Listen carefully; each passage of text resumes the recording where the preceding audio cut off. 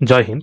দেখো, আজকের ক্লাসে আমরা আরআরবি গ্রুপ ডির যে পরীক্ষাটা হলো 23 তারিখে, তার ফার্স্ট শিফটের কিছু পরীক্ষা মানে কোশ্চেন নিয়ে আলোচনা করবো। ঠিক আছে? তোমরা যারা যারা পরীক্ষাটা দিয়ে নিছো তারা তোমরা তোমাদের অ্যান্সারগুলো মিলিয়ে নাও। আর যারা পরীক্ষাটা দেবে তাদেরকে বলবো ভিডিওটা শুরু থেকে শেষ অবধি দেখো। ঠিক আছে? আমি সকালবেলা একটা ভিডিও আপলোড করেছিলাম, তুমি দেখবে সেখান থেকে কতগুলো কোশ্চেন রিপিট হয়েছে, মানে পুরোনো শিফট থেকে রিপিট হচ্ছে। ঠিক আছে? আর বাকি তোমাদের রিভিশনও হয়ে যাবে, তাই না? তো দেখো, আজকের প্রথম প্রশ্ন যেটা এসেছিল,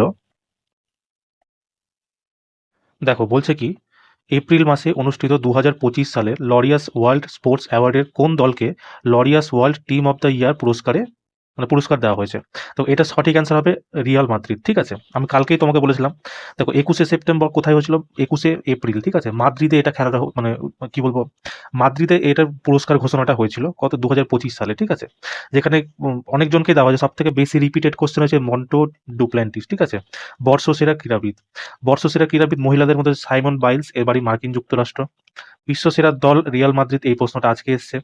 বর্ষসেরা সাফল্য যদি বলো, লামিন ইয়ামাল, এর বাড়ি স্পেন। বর্ষসেরা প্রত্যাবর্তন যদি বলো, রেবেকা আন্দাদে। ঠিক আছে? এর বাড়ি ব্রাজিল। চলো নেক্সট দেখো। দেখো, এখানে আমি কালকে তোমাদের পুরো এই কোশ্চেনটা মানে বলে দিয়েছিলাম, পুরো চারটা আমি তোমাকে বলে দিয়েছিলাম, তাই না? তোমাদেরকে আমি বলছি, দেখো তোমরা যদি মানে কারেন্ট অ্যাফেয়ার্সে 1 নাম্বার নিতে চাও কিনা, এই লরেন্স অ্যাওয়ার্ডের পুরো লিস্টটা তোমরা মুখস্থ করে যাও, কেমন?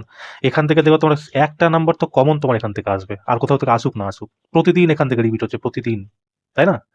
চলো নেক্সট কোশ্চেন দেখো, যেটা তোমাদের পরীক্ষাতে এসেছিল। দেখো, এটাও একটা রিপিটেড প্রশ্ন, কালকেই আমি করেছিলাম, মানে সকালের ভিডিওতেও এটা করেছি যে খেলো ইন্ডিয়া যুব গেমস সপ্তম সংস্করণ কোন রাজ্যে অনুষ্ঠিত হয়েছিল? এটা কোথায় হয়েছিল? বিহারে। বিহারের কোথায়? 5টা রাজ্য: পাটনা, রাজগীর, গয়া, ভাগলপুর আর বেগুসরাই। ঠিক আছে? দেখো, এর মধ্যে টোটাল 27টা খেলা হয়েছিল। তার মধ্যে 3টা খেলা হয়েছিল কোথায়? দিল্লিতে। আর বাকি 24টা খেলা হয়েছিল তোমার বিহারে। কেমন? আর এর যদি বলো মাস্কট কি ছিল? গজসিংহ, যা ছিল কি হাতি শক্তি এবং সাহসী সিংহের প্রতীকী ছিল।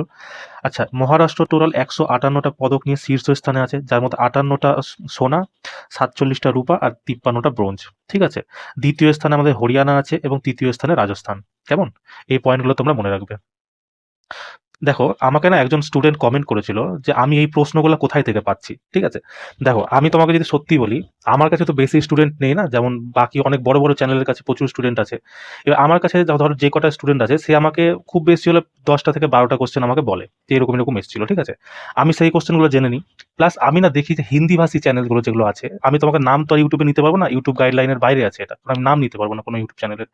তো সেখান থেকে আমি কোশ্চেনগুলো মিলিয়ে দেখি যে ওরা যে কোশ্চেনগুলো করাচ্ছে সেই কোশ্চেনগুলো অ্যাকচুয়ালি এসছে কিনা। তো আমার স্টুডেন্ট যেগুলো বলে, দেখি যে ওরা কম বেশি না সব চ্যানেল সেম কোশ্চেন করাচ্ছে।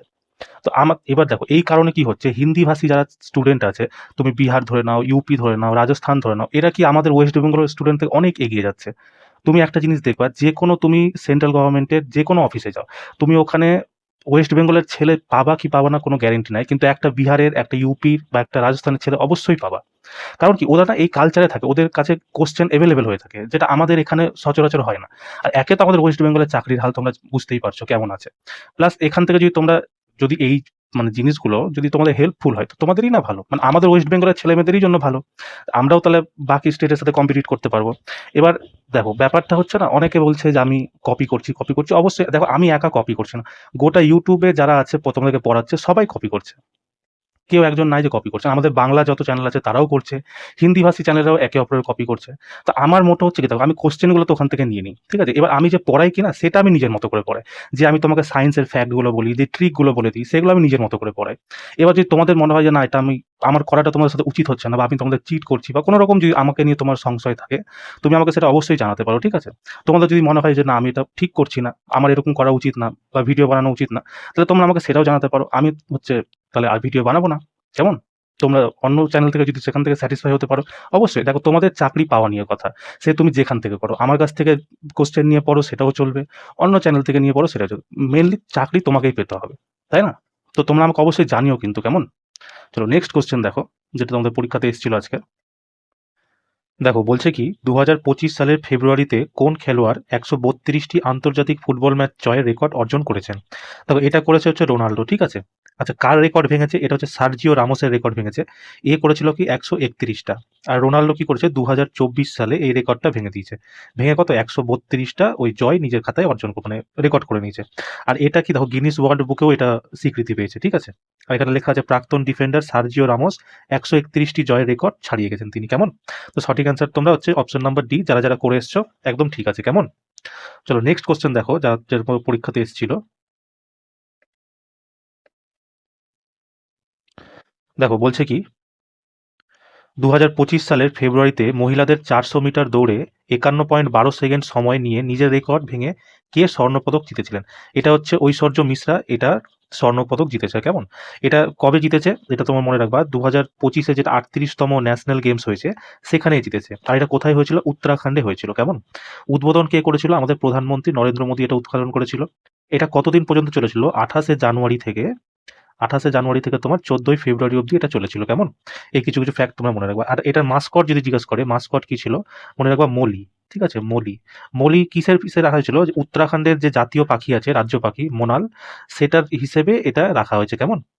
তো এটা এই ফ্যাক্টটা তো মনে রাখবো। আর যদি বলে এটা থিম কি ছিল, এর থিম ছিল হচ্ছে গ্রিন প্লে। গ্রিন প্লে, কেমন? মানে সবুজ খেলা। এই কিছু কিছু ফ্যাক্ট তোমরা মনে রাখবা। চলো যারা যারা তোমরা ঐশ্বর্য মিশ্র করে এসছো একদম সঠিক অ্যান্সার আছে, কেমন? চলো নেক্সট কোশ্চেন দেখো, যেটা তোমাদের পরীক্ষাতে এসেছিল। দেখো কি বলছে, ভিনেগার হলো 5 থেকে 8% কিসের মিশ্রণ? এই প্রশ্নটা দেখো তোমাদেরকে আমি কতবার বলেছি। ভিনেগারে এটা এক্সট্রা ফ্যাক্টও আমি তোমাকে সায়েন্সে বলেছিলাম, যে ভিনেগারে আমি তোমাকে বলেছিলাম 2 থেকে 3%, ঠিক আছে। এখানে দিয়েছে 5 থেকে 8%, তো ওই +-3 ভ্যারি করে। এটা তো নতুন বিষয় নয় না। কিন্তু ভিনেগার যখন বলেছে ওর মধ্যে 5 থেকে 8% কিসের মিশ্রণ থাকে, এটা হচ্ছে অ্যাসিটিক অ্যাসিড, ঠিক আছে। অ্যাসিটিক অ্যাসিডের সূত্র যদি তোমাকে জিজ্ঞেস করে CH3COOH, ঠিক আছে। এটা হচ্ছে অ্যাসিটিক অ্যাসিডের সূত্র। আচ্ছা, অ্যাসিটিক অ্যাসিড কিসের কাজে লাগে তোমরা মনে রাখবা, এটা হচ্ছে খাদ্য সংরক্ষণের জন্য লাগে। খাদ্য সংরক্ষণ প্লাস তোমার হচ্ছে আচার নির্মাণের জন্য লাগে, আচারের নির্মাণ, ঠিক আছে। আচ্ছা, ক্যালসিয়াম কার্বনেটকে এটাকে লাইমস্টোন বলা হয়, ঠিক আছে। লাইমস্টোন মানে মার্বেল, বুঝো না, যেটা আমাদের মার্বেল বাড়িতে লাগানো থাকে, সেটাকেই ক্যালসিয়াম কার্বনেট বলে, লাইমস্টোন। আচ্ছা, ক্যালসিয়াম কার্বনেটকে যদি তোমরা হিট দাও কি না, তাহলে তোমরা মনে রাখবা ক্যালসিয়াম অক্সাইড আর হচ্ছে কার্বন ডাই অক্সাইডের নির্মাণ করে। ক্যালসিয়াম অক্সাইডকে কি বলা হয়? কুইক লাইম বলা হয়, কুইক লাইম, ঠিক আছে। এই পয়েন্টটা তোমরা মনে রাখবা। যদি ফর্মিক অ্যাসিড জিজ্ঞেস করে, ফর্মিক অ্যাসিড কি পিঁপড়ার হুল? পিঁপড়া, ফর্মিক অ্যাসিড হচ্ছে পিঁপড়া, লাল পিঁপড়া যেগুলো হয় না, লাল পিঁপড়া প্লাস মৌমাছির হুলে থাকে, ঠিক আছে, মৌমাছির হুলে। আচ্ছা, আর যদি তোমাকে যে সোডিয়াম হাইড্রোক্সাইডের ব্যাপারে যদি বলি, সোডিয়াম হাইড্রোক্সাইডকে কস্টিক সোডা বলা হয়, ঠিক আছে, কস্টিক সোডা। সোডিয়াম হাইড্রোক্সাইড কিসে লাগে? পেট্রোলিয়াম শোধনে লাগে, তারপর কাপড় নির্মাণে লাগে, ঠিক আছে, তারপর তোমার ধরে নাও কি বলবো কাগজ তৈরিতে লাগে, ঠিক আছে। তো এই কটা ফ্যাক্ট তোমরা মনে রাখবা। কেন তোমাকে বলছি না, তোমরা একটা জিনিস যদি নোটিস করে থাকো দেখবা, রেলের রেল কিন্তু এই অপশন ওয়াইজই জিজ্ঞেস করছে। কারণ তুমি পিছনে যদি আমার ভিডিও দেখে থাকো, ওখানে দেখবা ধরো একটা অপশনের রাইট অ্যান্সার, তো বাকি তিনটা যে আমি তোমাকে ফ্যাক্ট বলে দিচ্ছি, সেই তিনটা থেকে কিন্তু তোমাকে পরবর্তী শিফটে প্রশ্ন আসছে, বুঝতে পারলা? তাই এই এক্সট্রা ফ্যাক্টগুলো তোমরা মনে রাখবে, মানে বাকি অপশনের ফ্যাক্টগুলো তোমরা মনে রাখবা, কেমন? চলো নেক্সট কোশ্চেন দেখো, যেটা তোমাদের পরীক্ষাতে এসেছিল।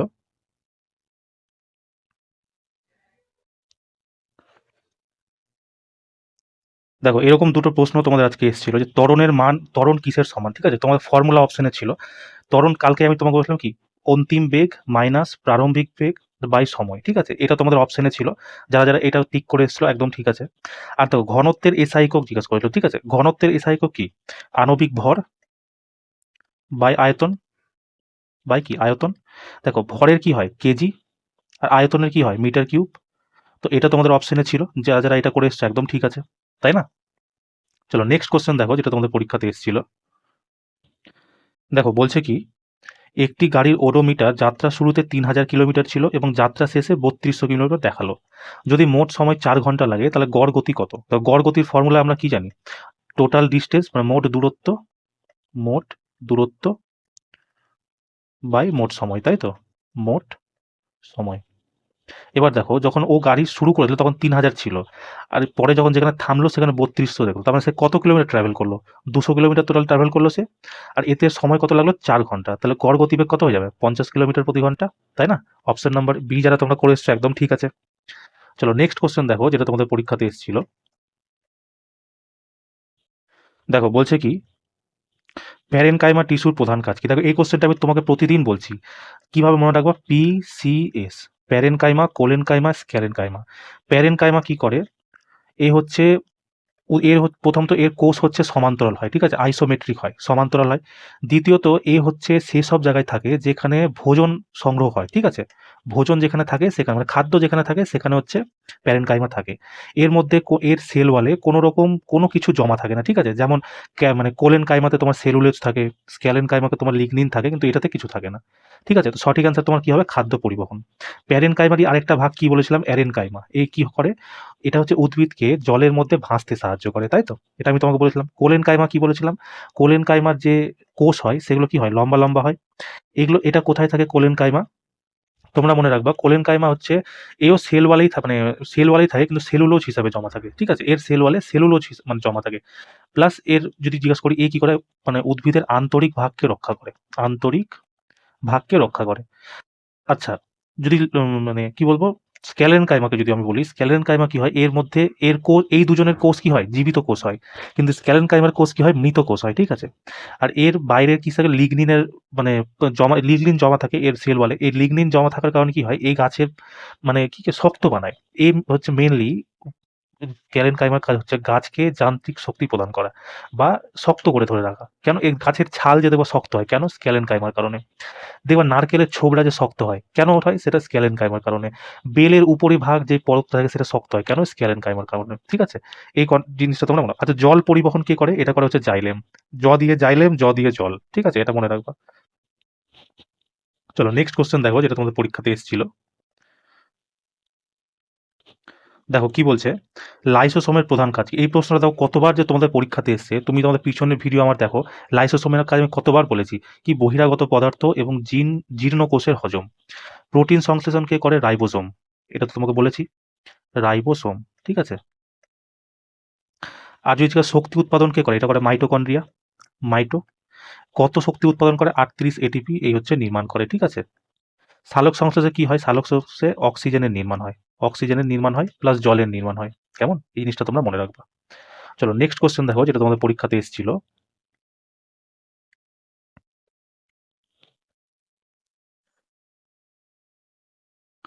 দেখো কি বলছে, একটি বস্তু উত্তল দর্পণের সামনে অবস্থিত, তাহলে বস্তুর দূরত্ব মানে ইউ কি হবে? দেখো তোমরা কিছু জিনিস জানো, একটা হচ্ছে অবতল দর্পণ, ঠিক আছে? একটা অবতল, আর একটা হচ্ছে উত্তল দর্পণ। এই দুটোই হয়। আর একটা সমতল দর্পণ হয়, তো সেটার ব্যাপারে কোনো এখন কিছু ডিসকাস করছি না।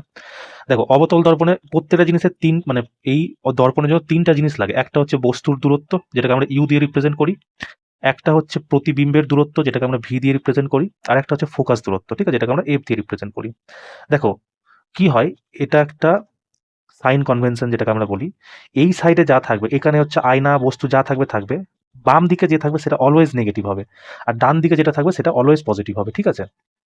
এবার দেখো সব সময় বস্তুকে না বাম দিকেই রাখা হয়, ঠিক আছে? কোনো সময় ডান দিকে রাখা হয় না।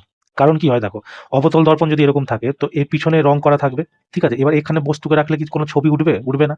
তার মানে কি এটা ডান দিকে রাখতে পারবে না। উত্তল দর্পণও সেম, তো উত্তল দর্পণেও এই পিছনে সিলভার ব্রোমাইডের রং করা থাকে। তো এইখানে কি যদি আমি বস্তুকে রাখি তাহলে কি আমার প্রতিবিম্ব তৈরি হবে? কখনো হবে না। এই ক্ষেত্রেও আমাকে এই দিকে রাখতে হবে। আর সাইন কনভেনশন কি বলছে? এই সাইডে থাকবে প্লাস, এই সাইডে থাকবে মাইনাস, তাই না? তো চলো, তো এটা বুঝতে পারলে তাহলে ইউ কি হবে? ইউ সর্বদা নেগেটিভ হবে দুজনের ক্ষেত্রেই। ইউ সর্বদা নেগেটিভ হবে। অবতল দর্পণের ক্ষেত্রেও নেগেটিভ হবে, উত্তল দর্পণের ক্ষেত্রেও নেগেটিভ হবে। লেন্সের ক্ষেত্রেও ইউ সবসময় নেগেটিভ হবে, ইউ কখনো চেঞ্জ হবে না, ঠিক আছে? ভি কি হবে? ভি যদি বস্তুর প্রতিবিম্ব অবতল দর্পণে থাকাকালীন কি হয়, একটা হয় রেয়ার তৈরি হয়, একটা ভার্চুয়াল তৈরি হয়। যদি রেয়ার তৈরি হয় তাহলে সেই ক্ষেত্রে কি হবে? নেগেটিভ সাইন হবে। আর যদি ভার্চুয়াল হয় তাহলে সেই ক্ষেত্রে কি হবে? পজিটিভ হবে, ঠিক আছে? আর উত্তল দর্পণে এটা কি হবে? উত্তল দর্পণে অলওয়েজ এটা মানে রেয়ার হবে, ঠিক আছে? সরি, রেয়ার না, ভার্চুয়াল হবে। আর অলওয়েজ পজিটিভ হবে। কেন? কারণ উত্তল দর্পণে কি হয়, এটা এখান থেকে যদি আলো আসে তো কি এখানে ফোকাস করবে? মানে একে তো বিখরে যায়, কিন্তু ফোকাস করবে এই জায়গাটায় ফোকাস করবে, আর এই সাইডে কি হয়? অলওয়েজ পজিটিভ হয়। কিন্তু অবতল দর্পণের ক্ষেত্রে কি হবে? এটা নেগেটিভও হতে পারে, পজিটিভও হতে পারে, ঠিক আছে? ফোকাস কি হবে? ফোকাস অবতল দর্পণে কি হবে? হচ্ছে পজিটিভ নেগেটিভ হবে, ঠিক আছে? কারণ কি এখানে ফোকাস আছে, এখানে এখানে সেন্টার অফ কার্ভেচার, এখানে ফোকাস। এই সাইডে আমি কি বলেছিলাম? সবসময় নেগেটিভ হয়। আর উত্তল দর্পণের কি হয়? ফোকাস এই সাইডে হয়, আর এই সাইডটা কি হয়? অলওয়েজ পজিটিভ হয়। তাহলে এটা কি হয়? পজিটিভ হবে। তাহলে এই তিনটা জিনিস তোমরা মনে রাখবা। এবার তো কি বলছে, যদি উত্তল দর্পণের সামনে অবশিষ্ট বস্তুর দূরত্ব ইউ হয়, ইউ মানেই নেগেটিভ, নেগেটিভ কি আছে অপশন নাম্বার বিতে দেখো নেতিবাচক। তোমরা যারা যারা নেতিবাচক করে এসছো তোমরা একদম ঠিক আছো, কেমন? চলো নেক্সট কোশ্চেন দেখো, যেটা তোমাদের পরীক্ষাতে এসেছিল। দেখো কি বলেছে, নিম্নলিখিত বিবৃতিগুলি বিবেচনা করো। প্রথম বিবৃতি বলছে কি মিশ্রিত হলে ক্ষার এবং অ্যাসিড উভয়ে রাসায়নিকভাবে নিরপেক্ষ হয়ে যায়। দ্বিতীয় কি বলছে, এটি জল ও লবণ বাদ দেয়, মানে তোমাকে বলতে চাইছে নিউট্রালাইজেশন অভিক্রিয়া এখানে বলতে চাইছে। কি হয় নিউট্রালাইজেশন অভিক্রিয়া, যখন অ্যাসিড মানে আমি HCl নিলাম প্লাস একটা ক্ষার কি নিলাম সোডিয়াম হাইড্রোক্সাইড নিই, ঠিক আছে, NaOH, যখন নিই তখন এরা অভিক্রিয়া করে কি তৈরি করে লবণ আর জল। যখন Na থাকবে আর এখানে Cl নিয়ে নিলাম, কি হলো NaCl আমি নিয়ে নিলাম, বাকি থাকলো কি দেখো, এখানে একটা হাইড্রোজেন বেঁচে আছে, এখানে একটা হাইড্রোজেন বেঁচে আছে, আর এখানে O বেঁচে আছে, অক্সিজেন বেঁচে আছে, তাহলে লিখতে পারি H দুটো হাইড্রোজেন 2 আর O জল তৈরি হয়ে গেল। তার মানে কি নিরপেক্ষ যে অভিক্রিয়াটা সেখানে মানে অ্যাসিড কি বলছে ক্ষার এবং অ্যাসিড উভয় রাসায়নিকভাবে নিরপেক্ষ হয়ে যায়। হ্যাঁ নিরপেক্ষ হয়ে যায়, এটাকে নিউট্রালাইজেশন অভিক্রিয়াই তো বলে, তাই না? তো প্রথমটা ঠিক আছে। দ্বিতীয়টা বলছে কি এটি জল ও লবণ বাদ দেয়, বাদ কোথায় দিচ্ছে, এটা তো জল লবণ তৈরি করছে তাই না, এটা বাদ তো দিচ্ছে না, তার মানে দ্বিতীয়টা ভুল। তো সঠিক অ্যান্সার কি হবে, শুধুমাত্র বিবৃতি 1 সঠিক, কেমন? অপশন এ যারা তোমরা করে এসছো, মানে এই শুধু প্রথম বিবৃতিটা যারা ঠিক করে এসছো তারা একদম সঠিক করে এসছো, কেমন? চলো নেক্সট কোশ্চেন দেখো, যেটা তোমাদের পরীক্ষাতে এসেছিল। দেখো কি বলছে, আকরিক থেকে আসল ধাতু তৈরি করতে কোন পদ্ধতি ব্যবহার করা হয়। তো এটা না তড়িৎ বিশ্লেষণ মাধ্যমে তৈরি করা হয়। তড়িৎ বিশ্লেষণে কি হয়, একটা ভোল্টামিটার নেওয়া হয়, ঠিক আছে, এই ভোল্টামিটারের মধ্যে দুটো পাত দেওয়া হয়, একটা হচ্ছে অ্যানোড একটা হচ্ছে ক্যাথোড, ঠিক আছে।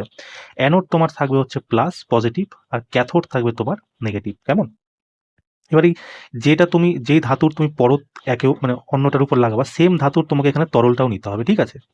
এবার কি হবে, যখন তুমি হচ্ছে সেই তরলের মধ্যে বিদ্যুৎ প্রবাহিত করবা তখন কি হবে, প্রথমে অ্যানোড থেকে ধাতু তরলে আসবে, মানে অ্যানোড থেকে কি হলো ধাতু তরলে চলে এলো, এখানে গুলে গেল, এরপর তরল থেকে এই ধাতুটা আবার ক্যাথোডে চলে যাবে, ঠিক আছে, ক্যাথোডে চলে যাবে। এবার সেম এই প্রক্রিয়াটা কি হয় যে এর মধ্যে কি হয় বলতো, এই তরলের যে ঘনত্ব আছে সেই ঘনত্বের কোনো পরিবর্তন হয় না, কিন্তু কি হয় ধাতু যেটা আছে মানে এইখানকার ধাতুটা ধরো পরত আমাকে এর উপর চালাতে হবে, তো এটা কি হয় ধাতুটা ক্যাথোডে জমা হয়ে যায়, ক্যাথোড মোটা হয়ে যায়, আর কি অ্যানোড কি হয়ে যায় তখন পাতলা হয়ে যায়। আর এটাকেই আমরা তড়িৎ বিশ্লেষণ প্রক্রিয়া বলি। আচ্ছা যদি জিজ্ঞাসা করে তড়িৎ বিশ্লেষণ প্রক্রিয়া কিসে হয়, তো তোমরা বলে দিবা ডিসি কারেন্টে হয়, ঠিক আছে, ডিসি কারেন্টে তোমার তড়িৎ বিশ্লেষণ হয়। অ্যানোডাইজিং কি হয়, কোনো ধাতুর উপর যদি প্রোটেক্টিভ লেয়ার চড়ানো হয় না সেটাকে আমরা অ্যানোডাইজিং বলি। ম্যাক্সিমাম ক্ষেত্রে দেখবো ক্যালসিয়ামের উপর মানে কি বলবো ক্যালসিয়ামের পরতই বেশিরভাগ ধাতুর উপর চড়ানো হয়, তাই না, তাই এটাকে অ্যানোডাইজেশন করবে। ক্যাথোডাইজেশন কি হয়, ক্যাথোডাইজেশনে কোনো ধাতুর মানে ক্ষয় থেকে রক্ষা করার জন্য যে প্রক্রিয়া সেটাকেই ক্যাথোডাইজেশন বলে, ঠিক আছে। জল লবণের প্রক্রিয়াতে তো ধাতুর কোনো কিছু তৈরি হয় না, তাই এটা বেকারই দিয়েছে।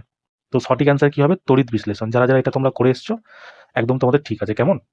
চলো নেক্সট কোশ্চেন দেখো, যেটা তোমাদের পরীক্ষাতে এসেছিল। দেখো কি জিজ্ঞেস করছে, গভীর ধুলো পরিষ্কারের জন্য সাবান কেন ব্যবহার করে। সাবান মানে মিসেলস, ঠিক আছে, আর কিছু দেখবাই না, বাকি অপশন চোখেই দেখবা না। যখনই দেখবে তোমার সাবানের সাথে কোনো কিছু রিয়াকশন করে তোমার পরিষ্কার করতে বলছে বা তেল মশলার কোনো ব্যাপার বলছে সেটা তোমার ডিটারজেন্ট দিয়ে তৈরি তুলতে বলছে, একটাই অপশন মিসেলস তোমার থাকবেই এখানে, ঠিক আছে, আর মিসেলসই তোমার সঠিক অ্যান্সার, বাকি তুমি আর কিছুই দেখবে না, বেকার সময় নষ্ট করবা এখানে। তিনটা অপশন পড়ার জন্য 3 সেকেন্ডও যদি সময় লাগে তোমার, 3 সেকেন্ড বাঁচাও তুমি সেখানে।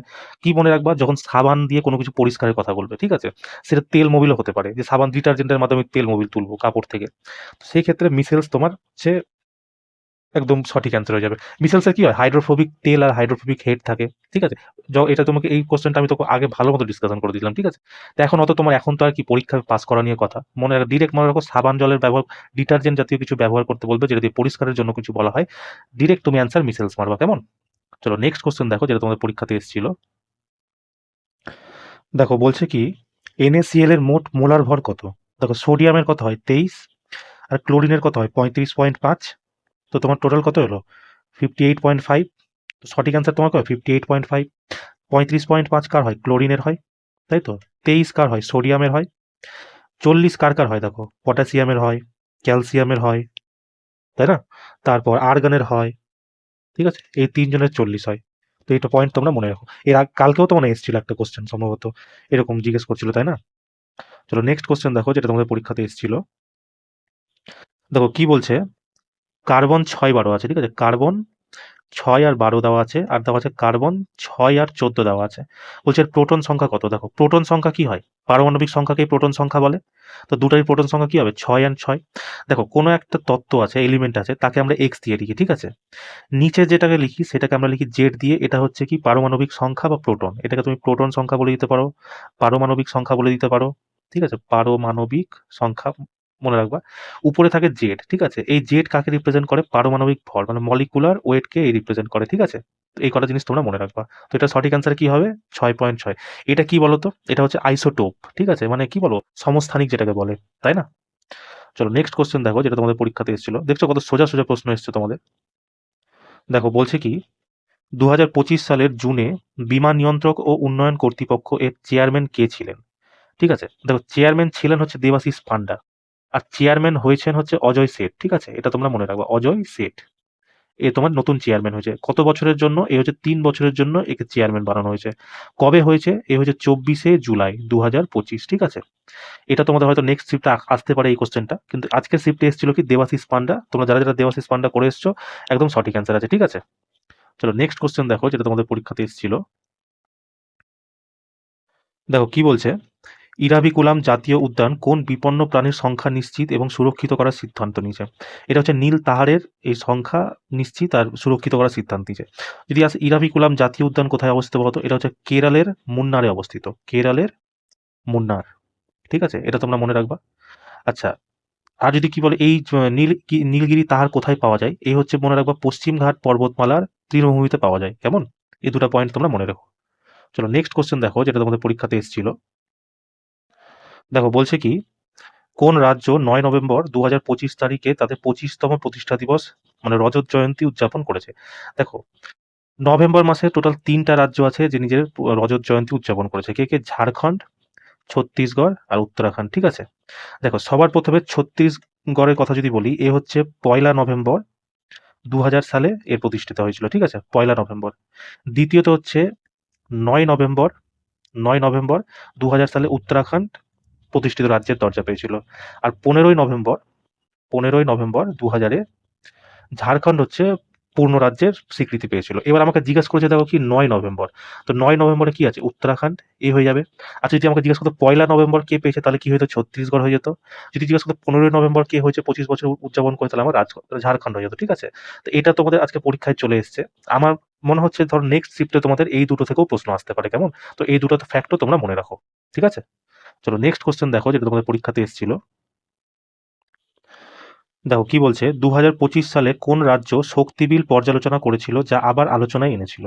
তো এটা হচ্ছে মহারাষ্ট্র রাজ্য এনেছিল, ঠিক আছে? এর কি করেছিল, নারী এবং মানে বাচ্চাদের মানে শিশুদের জন্য অপরাধমূলক যে কাজ আছে তার মানে বিরুদ্ধে মানে মানে অ্যাকশন নেওয়ার জন্য, একদম কঠিন অ্যাকশন নেওয়ার জন্য এই বিলটা পর্যালোচনা করেছিল। 2021 থেকে রাষ্ট্রপতির অনুমোদনের অপেক্ষায় ছিল এটা, দিয়ে 2025 আবার কেন্দ্রীয় সরকার বলেছে চলো এটা নিয়ে আমরা আলোচনায় বসি, ঠিক আছে? আমাদের ওয়েস্ট বেঙ্গলে যেমন একটা বিল পাস করার কথা বলছিল না, অপরাজিতা বিল, সেম এইটারই হচ্ছে মানে শক্তি বিলের যে কাজ, সেই আমাদের অপরাজিতা বিলেরও সেম কাজ। এটাও হয়তো এখন রাষ্ট্রপতির কাছে অনুমোদনের জন্য পড়ে আছে, এটাও হয়তো একদিন সাকসেস মানে স্যাংশন হয়ে যাবে, তাই না? তো তোমরা মনে রাখবা। চলো নেক্সট কোশ্চেন দেখো, যেটা তোমাদের পরীক্ষাতে এসেছিল। দেখো কি বলেছে, কোন ঘটনাটি মহাকর্ষ সূত্র দ্বারা ব্যাখ্যা করা যায় না? দেখো জোয়ার ভাটা তো মহাকর্ষ সূত্র দ্বারা ব্যাখ্যা করা যায়। যখন চাঁদ পৃথিবীর কাছে আছে বা দূরে যায়, তখন না চাঁদও তো পৃথিবীর চারিদিকে একটা দীর্ঘ বৃত্তাকার মানে ঘুরছে। যখন দূরে থাকে তখন জোয়ার ভাটা হয় না, কাছে আসলে জোয়ার ভাটা হয়। এটা হয়ে যাবে। চাঁদ পৃথিবীর চারিদিকে ঘুরে, এটাও মহাকর্ষ ত্বরণের কারণে। বলছে বৃষ্টির ফোঁটা মাটিতে পড়ে, অবশ্যই উপর থেকে যখন নিচে পড়ছে সেটা গ্র্যাভিটেশনাল ফোর্সের জন্যই না পড়ছে। কিন্তু বলছে কি দুটি চার্জযুক্ত কণার মধ্যে আকর্ষণ বল না, এটা হচ্ছে কুলম্বের নিয়মে পড়ে। কুলম্বের নিয়ম। কুলম্বের নিয়ম কি আছে, যখন দুটো আধান Q1 আর Q2 একে অপরের থেকে আর দূরত্বে থাকবে, তখন তাদের মধ্যে লাগা বল দুটো আধানের গুণফলের সমানুপাতি এবং তাদের দূরত্বের বর্গের ব্যস্তানুপাতি হবে, ঠিক আছে? এটা হচ্ছে কুলম্বের নিয়ম। তাহলে সঠিক অ্যান্সার তোমার কি হয়ে যাবে? দুটি চার্জযুক্ত কণার আধান এর মধ্যে আকর্ষণ বল, এটা হয়ে যাবে তোমার সঠিক অ্যান্সার। মানে কি, এটা মহাকর্ষ সূত্র দ্বারা ব্যাখ্যা করা যায় না, এটা কার দ্বারা করা যায়? কুলম্বের নিয়ম দ্বারা করা যায়, ঠিক আছে? তো এটা তোমরা মনে রাখবা, আর যারা যারা এটা করে এসছো একদম ঠিক আছে। চলো নেক্সট কোশ্চেন দেখো, যেটা তোমাদের পরীক্ষাতে এসেছিল। দেখো কি বলছে, এইচআইভি সংক্রমণের প্রেক্ষাপটে উইন্ডো পিরিয়ড বলতে কি উইন্ডো পিরিয়ড কোনটা বলা জানো? ধরো একজনের এইচআইভি এইচআইভি ওর মধ্যে চলে এসছে, ঠিক আছে? এরপর তারপরে যখন তার টেস্ট করতে যাবে কিনা এইচআইভি হয়েছে কিনা, তার রেজাল্ট আসবে কি সে টেস্ট মানে সে পজিটিভ নেগেটিভ রেজাল্টে আসছে, মানে কি তার মধ্যে এটা ধরা হবে যে তার মধ্যে কোনো রকম ভাইরাস শনাক্ত করা যাচ্ছে না, ঠিক আছে? এটাকেই উইন্ডো পিরিয়ড বলা হয়। আর এটা কতদিন থাকে? এটা 2 সপ্তাহ থেকে 3 মাস পর্যন্ত স্থায়ী হয়, ঠিক আছে? কি বলে, এই সময়কালে একজন ব্যক্তি সংক্রমণ হন কিন্তু পরীক্ষায় নেতিবাচক ফলাফল পাওয়া যায়। তো সঠিক অ্যান্সার তোমার কি হবে? Option number B. দেখো তোমাকে না আমি একটা ট্রিক বলে রাখছি, মানে তো হয়তো তোমরা যদি পরীক্ষাতে তোমার যদি মনে হয় রিস্ক নিবা তো নিতেই পারো। দেখবা বেশিরভাগ ক্ষেত্রে যেটা সব থেকে বড় অ্যান্সার কিনা সেটা তোমার না ম্যাক্সিমাম ক্ষেত্রে মানে 90% ক্ষেত্রে, 90 বলবো না, 80% ক্ষেত্রে সেটা তোমার সঠিক অ্যান্সার হয়ে যায়, ঠিক আছে? তো তোমরা যদি বাকি যেগুলো তোমার ম্যাথ রিজনিং সায়েন্স আছে সেগুলো তো তোমার সঠিক অ্যাকুরেট জানবা তো হয়েই যাবে। যদি না হয় কিনা ধরো তো তুমি ব্যাপার টপিকটা সম্বন্ধে জানো না আর তোমার কাছে ধরো একটু সময় আছে, তো তুমি যদি রিস্ক নিতে চাও কিনা, যদি ভাবো যদি কোনো মানে হয় না যে একটা তুক্কা মারবো, এরকম তো একটা মানে চিন্তাধারা মাইন্ডে আসে, তখন তুমি না দেখবে যদি তোমাকে তুক্কা মারতেই হয় তাহলে তুমি সব থেকে বড় যে অ্যান্সারটা আছে সেই অ্যান্সারটা তুমি ক্লিক করবা, ঠিক আছে? যদি তোমাকে তুক্কা মারতে হয়, আর যদি না মারতে হয় তাহলে কোনো ব্যাপারই না। কিন্তু হ্যাঁ, আমি বারবার বলছি যে এটা কিন্তু 100% ক্ষেত্রে এটা ঠিক হয় না, কিন্তু ম্যাক্সিমাম ক্ষেত্রে তোমার ঠিক হয়। ধরো 5টা কোশ্চেন আছে, তো 5টার মধ্যে তোমার 3টা কোশ্চেন ধরো ঠিক হয়ে যাবে, 2টা কোশ্চেন ভুল হয়ে যাবে, ঠিক আছে? তো 5টার মধ্যে 3টা যদি ভুল হয়, 2টা যদি মানে 3টা ঠিক হলো, 2টা ভুল হলো, তো এখান থেকে তোমার 2 নাম্বার, তাও তো তোমাকে 1-2 নাম্বার দিয়েই না যাচ্ছে, আমার কথা এটাই। 0 পাওয়ার থেকে 1 পাওয়া ভালো, ঠিক আছে? তো এটা জিনিস তো যদি তোমাদের সাহস থাকে বা সাহস বলবো না, যদি তোমাদের সময় থাকে বা তুমি যদি তুক্কা মারতে চাও, আমার মেইন কথা এটাই, যদি তুক্কা মারতে যাও তাহলে তুমি এইটা ট্রাই করতে পারো, ঠিক আছে? চলো কারণ তুমি দেখবা আমি পূর্ববর্তী যেসব ভিডিওগুলো বানিয়েছো সেখানেও আমি তোমাকে 1-2 বার বলেছি এটা। ওখানেও দেখবা তুমি সবথেকে বড় যে অ্যান্সারটা আছে সেই অ্যান্সারটা তোমার ম্যাক্সিমাম ক্ষেত্রে ঠিক হয়েছে। খুব কম জায়গায় হয়েছে যেখানে ভুল হয়ে গেছে। ঠিক আছে? চলো নেক্সট কোয়েশ্চেন দেখো, যেটা তোমাদের পরীক্ষাতে এসেছিল। দেখো বলছে কি, যদি 15 গ্রাম এবং 10 গ্রাম দুটি পদার্থ একে অপরের সাথে সম্পূর্ণভাবে বিক্রিয়া করে তাহলে উৎপাদিত পণ্যের মোট ভর কত হবে? দেখো ভর না, যেটা হচ্ছে মাস আমরা ইংরেজিতে বলি, সেটা কোথাও চেঞ্জ হয় না। পৃথিবীতেও তোমার যা মাস থাকবে, চাঁদে গেলেও সেটাই মাস থাকবে, সূর্যে গেলেও সেই মাসটাই থাকবে। তো মাস তোমার কোনো চেঞ্জ হবে না। তার মানে কি, ধরো একটা অক্সিজেন আছে, তো অক্সিজেন, দেখো আমি তো হচ্ছে CO2, ঠিক আছে? কার্বনের কত আছে? কার্বনের হচ্ছে 12, অক্সিজেনের কত হচ্ছে? অক্সিজেনের ভর হচ্ছে 16, কিন্তু যেহেতু দুটো আছে 16, তো সেখানে কি হবে, মানে 32 হয়ে যাবে। তো কত হচ্ছে টোটাল? আমার 44 হচ্ছে। এবার দেখো, কার্বন ডাই অক্সাইড যখন আর অক্সিজেন যখন অভিক্রিয়া করে তখনই না কার্বন ডাই অক্সাইডের নির্মাণ হচ্ছে, তাই না? এবার কার্বনের এখানেও দেখো 12, এখানে হচ্ছে 32, তো এখানে টোটাল কত হলো? 44। আর অভিক্রিয়ার পরেও দেখো সেমই থাকছে 44। তার মানে কি, এটা কখনো চেঞ্জ হবে না, আর এটা কি হয়ে যায়, যোগ হয়ে যাচ্ছে। দেখো, দেখো 15 গ্রাম আর 10 গ্রাম আছে, 12 গ্রাম আর 32 গ্রামকে আমি ধরে নিচ্ছি, তো এটা এখানে যোগ যখন হচ্ছে তখনই 44 গ্রাম হচ্ছে। তো এখানেও অ্যান্সার কি হবে তোমার? 25 গ্রাম অ্যান্সার হয়ে যাবে, ঠিক আছে? যারা তোমরা 25 গ্রাম করে এসছো একদম সঠিক অ্যান্সার আছে। আচ্ছা, এটা হচ্ছে কোন নিয়ম বলো তো? এটা হচ্ছে মাস কনজারভেশন থিওরি এটাকে বলে, ঠিক আছে? এটা কে দিয়েছিল তোমার মনে রাখবা? ল্যাবোজিয়ার বলে একজন বিজ্ঞানী ছিল, ল্যাবোজিয়ার, ঠিক আছে? ল্যাবোজিয়ার এই মাস কনজারভেশন থিওরিটা দিয়েছিল, কেমন? চলো নেক্সট কোশ্চেন দেখো, আর লাস্ট কোশ্চেন যেটা আমাদের আজকে পরীক্ষায় এসেছিল।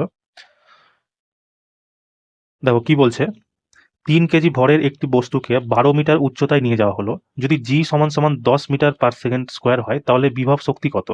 মানে এখানে তোমার পোটেনশিয়াল এনার্জি জানতে চাইছে। পোটেনশিয়াল এনার্জির ফর্মুলা কি হয়? পি সমান সমান mgh।